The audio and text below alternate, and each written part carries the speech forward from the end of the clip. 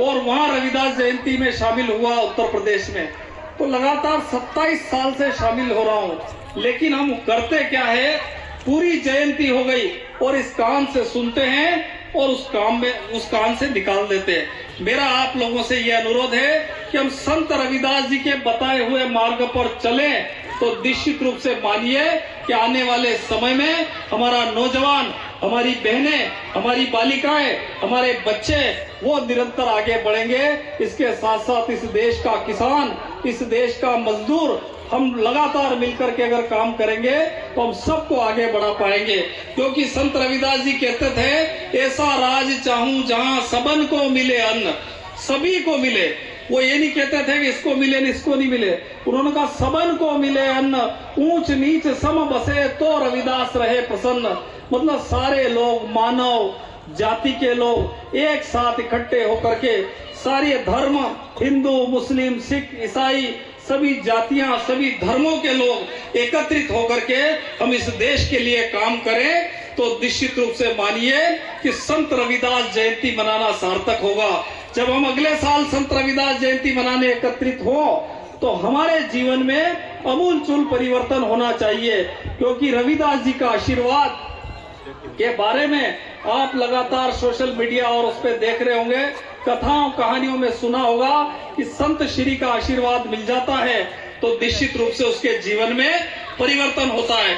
हम देखते हैं अभी कई बाबा लोगों का हम देखते हैं लगातार टीवी पर और मीडिया में और मोबाइल में देखते, कई मठ देखे हमने, कई बड़े बड़े आश्रम देखे, और हमारे संत को देखिए कि आज के जमाने में हर आदमी को ईश्वर प्राप्ति चाहिए।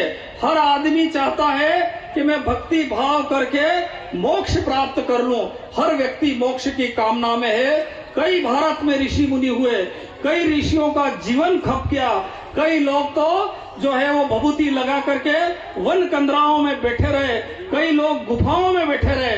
लेकिन हमारे संत शिरोमणि रविदास जी ने जब देखा कि इस देश में मानव से मानव को भिड़ाया जा रहा, इंसान से इंसान को अलग किया जा रहा, इंसानियत इस देश की खतरे में है, तो वो आंखें मूंद करके वन कंदराओं में जाकर के, पहाड़ों में जाकर के वो नहीं बैठे। उन्होंने उस शासन सत्ता से, उस व्यवस्था से टकराने का काम किया।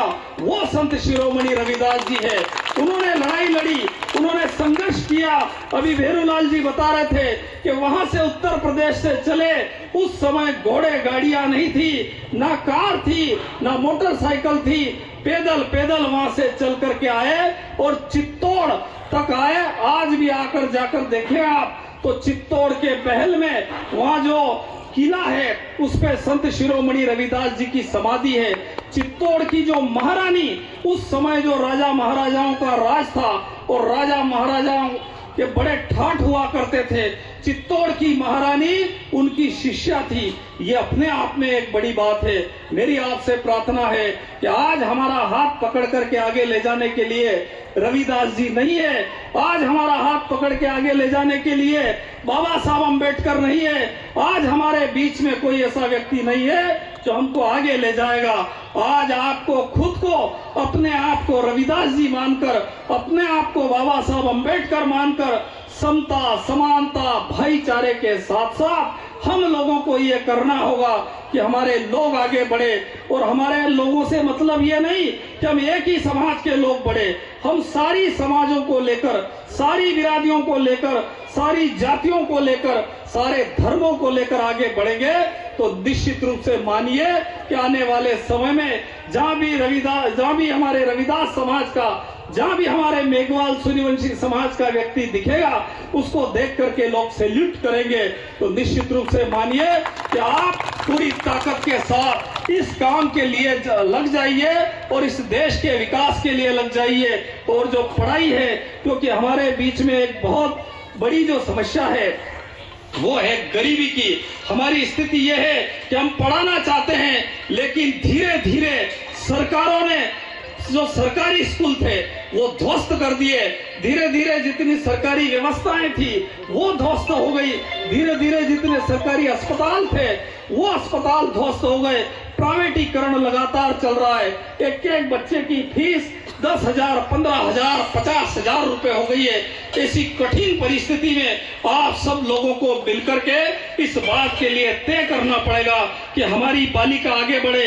अभी हमारे जो संचालन करता उन्होंने ठीक कहा और उस बात की मुझे बड़ी खुशी है, क्योंकि मैं कई समाजों के कार्यक्रम में जाता हूँ, कई जगह गया, हर जगह एक ही बात चलती है कि हमारी बालिकाएं पढ़ नहीं रही है। लेकिन मुझे यहाँ इस बात की प्रसन्नता हुई कि अभी हमारे भैरूलाल जी ने कहा कि बच्चे तो कम पढ़ रहे, बालिकाएं पढ़ रही। मैं बालिकाओं को बहुत साधुवाद देना चाहूंगा, बहुत धन्यवाद देना चाहूंगा कि जब देश में जब भी मौका आता है तो बालिकाएं निश्चित रूप से हमारे समाज की आगे आती है। आज भी अगर हम संख्या देखें तो हमारी बालिकाओं और हमारी बहनों की संख्या अत्यधिक है। इसीलिए मैं आपसे अनुरोध करना चाहता हूं कि हमारे लोग निरंतर आगे बढ़े और जहां आपको लगे मेरी जरूरत पड़े, जहां जो मंच पर विराजित थे इन सब जनों की जरूरत पड़े, हम सब आपके लिए हमेशा ताकत के साथ खड़े हैं। हमेशा आपकी हर लड़ाई में हम आपका साथ देंगे और इस देश की एकता,